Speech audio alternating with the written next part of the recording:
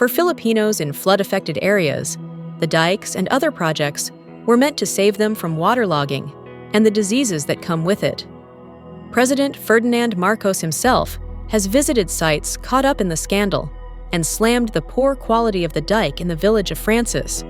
Residents have expressed anger and dissatisfaction while hoping that Marcos would punish those responsible for this.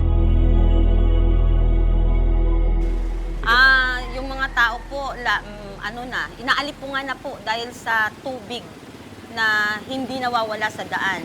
Pati na po sa bakuran, hindi po nawawala yun. Yun po yung namin dito, alipunga. So, para po kaya nga po kailangan namin magbota talaga.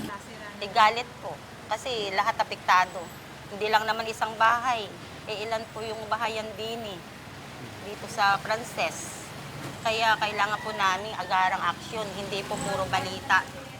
Aksyon po ang kailangan namin.